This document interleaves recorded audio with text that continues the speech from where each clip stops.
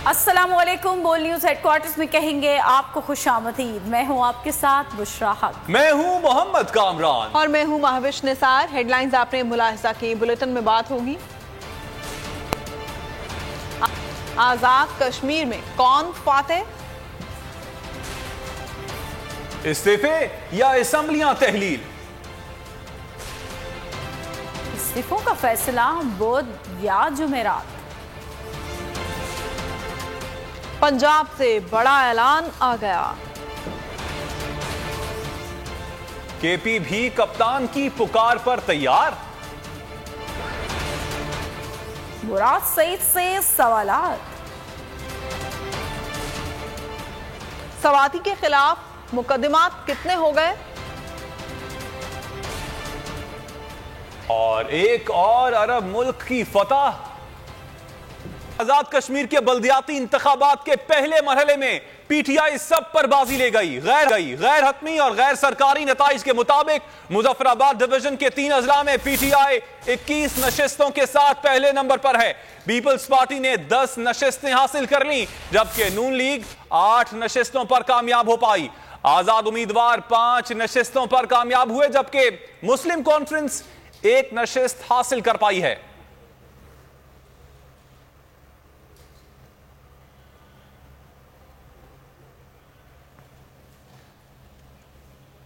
आपको आजाद कश्मीर में होने वाले बल्दियाती इंतखाबात के हवाले से अपडेट कर रहे हैं। पहले मरहले में पीटीआई सब पर बाजी ले गई है। गैर हतमी और गैर सरकारी नताइज के मुताबिक मुजफ्फराबाद डिवीजन के 3 अजला में पीटीआई 21 नशिस्तों के साथ पहले नंबर पर मौजूद है। पाकिस्तान पीपल्स पार्टी ने 10 नशिस्तें हासिल कर ली हैं, जबकि अगर नून लीग की बात की जाए तो नून लीग सिर्फ 8 नशिस्तों पर कामयाब हुई है। आजाद उम्मीदवार 5 नशिस्तों पर कामयाब हुए, जबकि मुस्लिम कॉन्फ्रेंस 1 नशिस्त ही हासिल कर पाई है। 3 दहाइयों बाद आजाद कश्मीर में बल्दियाती इंतखाबात हुए हैं और इन बल्दियाती इंतखाबात के पहले मरहले में पीटीआई सब पर बाजी ले गई है।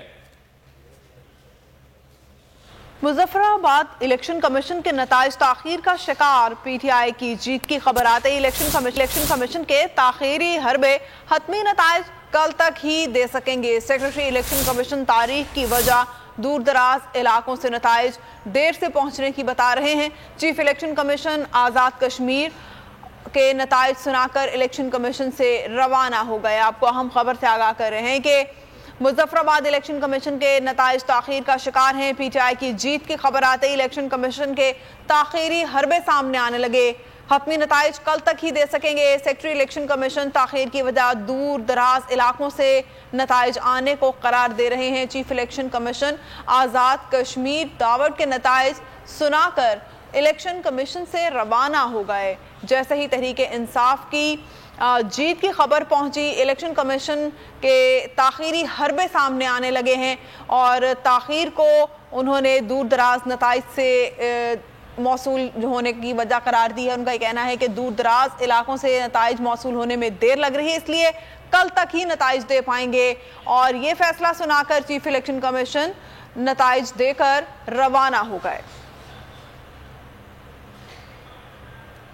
इस बारे में तफसीलात जानते हैं बोल न्यूज़ के नुमाइंदे अलादिता से। अलादिता, आगाह कीजिएगा किन किन इलाकों से नताइज मौसूल हो? जी बिल्कुल, बल्दियाती इलेक्शन मुजफ्फराबाद के आज हुए और मुजफ्फराबाद डिवीज़न के जिनमें 3 अजला हैं। एक मुजफ्फराबाद का ज़िला है और उसके साथ झेलम वैली का ज़िला है और नीलम वैली का ज़िला है। अभी तक जो नताइज आए हैं वो मुजफ्फराबाद ज़िला के आए हैं, जो म्यूनसिपल कॉरपोरेशन के हैं, लेकिन झेलम वैली और नीलम वैली दूर दराज इलाकों के अभी तक नताइज मौसूल उस तरह नहीं हुए। प्रोसेस स्लो इनका जा रहा है, नताइज तखीर का शिकार हैं। और पहले ये सुनने में आ रहा था कि झेलम वैली से पीटीआई की जीत हो रही है, लेकिन तब से ये इलेक्शन जो नताइज हैं वो तखीर का शिकार हो गए हैं। और ये इलेक्शन चीफ इलेक्शन कमिश्नर भी 9 बजे के करीब आए और उन्होंने 2 नताइज सुनाए और वो वापस रवाना हो गए। अभी तक ये नताइज हमारी अभी कुछ देर पहले भी जो सेक्रेटरी इलेक्शन कमीशन है उनके साथ बात हुई, तो उनका ये कहना है कि ये नताइज हम कल तक ही दे सकेंगे, क्योंकि नताइज जो जब हतमी नताइज होंगे, जो सरकारी नताइज होंगे, वो इलेक्शन कमीशन देगा तो उन्हीं को कंसीडर किया जाएगा। लेकिन अभी थोड़ी देर पहले हमारी उनसे बात हुई तो उनका यही कहना है कि ये नताइज हम कल तक दे सकेंगे। जी अच्छा, ये बताइएगा अलादेता कि एक तो ये कि ताखीर की वजह क्या है, दूसरा ये बताइएगा कि कितने ऐसे इलाके हैं जिनसे नताइज मौसूल नहीं हो सके। जी बिल्कुल, इसमें नीलम के इलाके हैं जो दूर दराज का इलाका है, ज़िला नीलम का इलाका है, और उसके साथ साथ झेलम वैली का इलाका है जहाँ लीपा के इलाके, रेशिया के इलाके, चनारी चकोठी, ये दूर दराज के इलाके हैं जिनके नतीजे अभी तक वो तख़ीर का शिकार हैं। और ये कल रात गए तक चलते रहे और या सुबह देर पहले हमारी बात हुई तो उनका ये कहना है कि ये दूर दराज इलाके होने की वजह से ये तख़ीर का शिकार हैं और ये मुकम्मल हम कंपाइल करके कल ही इनका नतीजा दे सकेंगे। अलादेता, ये भी बताइएगा कि यहाँ पर तहरीक इंसाफ के कारकुनों का क्या रद्द अमल है? इलेक्शन कमीशन की जानिब से स्टेटमेंट दी गई है कि कल तक बताए जाएंगे।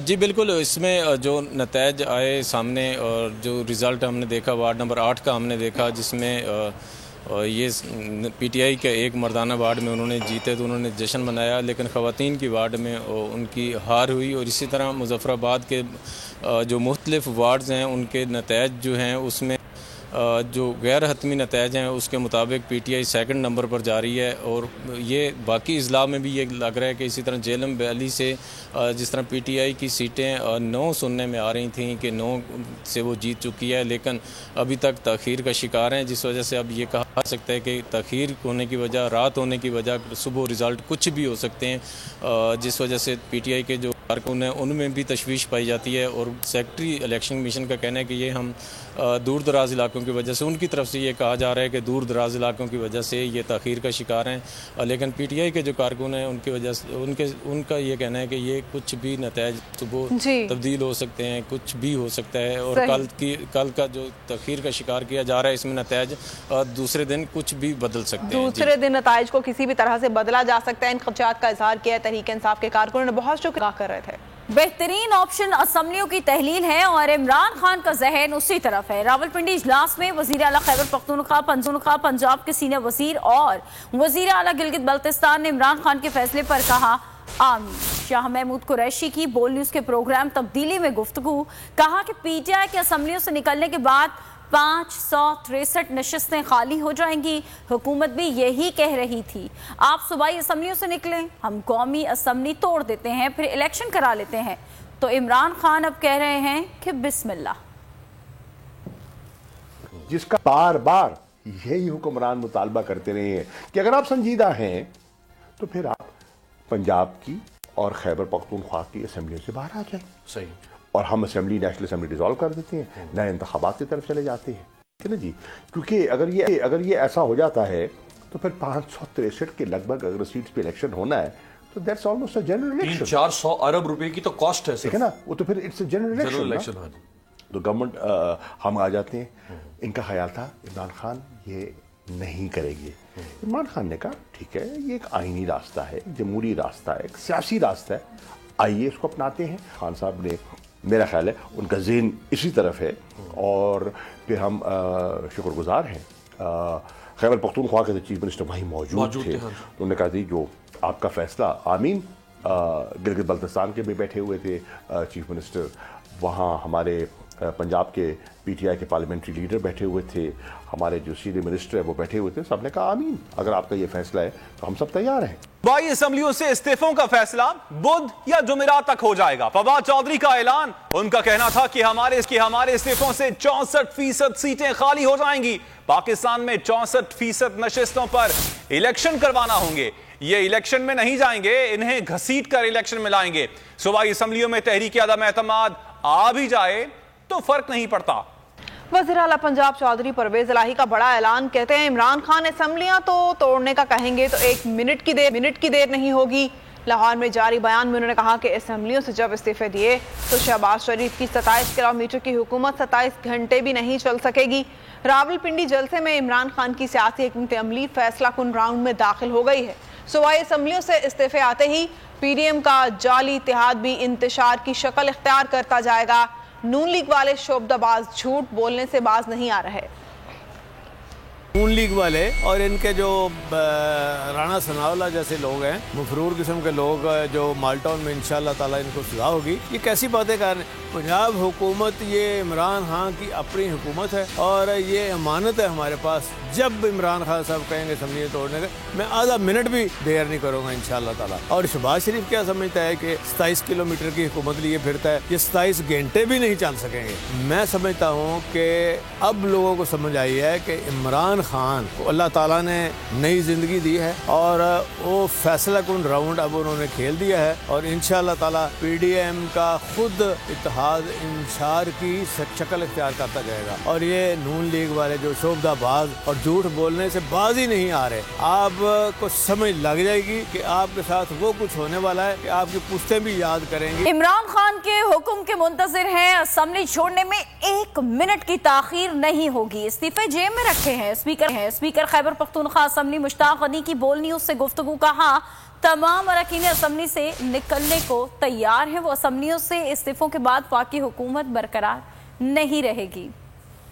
फिर तो हर वक्त हमारी जेब में पड़े होते हैं। जैसे ये हालात चल रहे थे तो हम एक्सपेक्ट करते थे कि खान साहब किसी वक्त भी इस्तीफे मांग सकते हैं, तो हमारे सब लोगों ने इस्तीफे तैयार किए हुए हैं, कोई उसमें दो राय नहीं है। तो एक ही हाल है कि इलेक्शन हो ताकि नई गवर्नमेंट आ जाए, लेकिन ये इम्पोर्टेड हुक्मरान टस से मस नहीं हो रहे, तो ये 2 हुकूमतें ही चली जाएँ अगर इसमें से फेडरेशन के अंदर से, तो कैसे वो फेडरल हुकूमत है उसको डिजॉल्व नहीं करेंगे। तो अभी भी देखें हमारे जो जितने MNAs हैं वो असम्बली से बाहर हैं, पिटाई की इंतहा है कि वो फिर भी हाउस को चला रहे हैं। इमरान खान जिस वक्त हुक्म देंगे इंशाल्लाह एक लम्हे की ताखीर नहीं होगी और तहरीक इंसाफ जिस वक्त असेंबली से बाहर निकलेगी तो पीछे खाली कुर्सियां रह जाएंगी। हर वक्त हमारे जितने मेंबर हैं ये सारे यूनाइटेड हैं और खान साहब की आवाज़ पर लब्बैक कहने के लिए हर वक्त तैयार है। चीफ जस्टिस अरशद शरीफ के कत्ल की तहकीकात के लिए जुडिशल कमीशन बनाए। मुराद सईद की पेशावर में न्यूज कॉन्फ्रेंस में अपील। कहा फैक्ट फाइंडिंग कमेटी की 1 माह की तहकीकात में सिर्फ ये निकला कि लैपटॉप मेरे पास है, कौम को हकायक बताए जाएं, जबकि पहले कहा गया था कि ना मोबाइल मिलेगा ना ही लैपटॉप मिलेगा। शहीद अरशद शरीफ का वीजा खत्म नहीं हुआ था। अरशद शरीफ शहीद के ऊपर 16 जाली FIRs किसने दर्ज किए थे? अरशद शरीफ को यहाँ पे पाकिस्तान में धमकियां कौन दे रहा था? अरशद शरीफ शहीद को घर पाकिस्तान में कौन गया था? जब वो UAE जा रहे थे, इमिग्रेशन के वक्त तस्वीर जब ली जाती है तो वो किसने लीक की? अरशद भाई का तो अभी वीजा था, तो UAE से वो कौन ताकतवर तरीन लोग हैं जिनके कहने पे अरशद भाई को UAE से भी निकलवाया गया? फिर UAE में लॉबी में एहलकार आके फिर उनको कहते कि नहीं फिर 4 यहाँ से निकल जाओ। तो ये कौन थे? वो कौन सी ताकतवर शख्सियत है या हुकूमत ओहदेदारान है जो 10 और 20 अगस्त के बीच UAE का दुबई का विजिट कर चुके हैं? किसने मीडिया को फोन किया और डायरेक्शन दी और उनको अहकामात सादिर किए कि अरशद शरीफ की शहादत को या उनकी कत्ल को आप एक हादसे के तौर पे पेश करें? अरशद शरीफ के जो वीलॉग्स थे उसमें ज्यादा किसका जिक्र था? अरशद भाई की शहादत के बाद जब उनका अभी जनाजा नहीं हुआ, किसके कहने पे प्रेस कॉन्फ्रेंसेस हो रही? अगर आपको ये वीडियो पसंद आई है तो हमारे चैनल को सब्सक्राइब करें और बेल आइकन को प्रेस करें। आप ये समझें, ये जो हक है ना, हक पे खड़े रहना और हक को बोलना, ये दूर से लगता है तन्हा हो गए लोग। आप खान साहब को देखें, तन्हा दिखाई देने, सारी जमातें मिलकर उनके खिलाफ हैं, लेकिन आज भी पाकिस्तान की आवाम उस हक की आवाज़ के पीछे जो है 80% से ज़्यादा आवाम उनके साथ है। सेम एग्जैक्टली इसी तरीके से बोल की कहानी है भाई, बिल्कुल अलग आपको तन्हा दिखाई देगा, हर जगह आपको खड़ा हुआ नजर आएगा, हटेगा नहीं किसी चीज़ से। और उसके साथ भी 80% आवाम अगर आज आप देखें तो उसे बोल दिख रही है।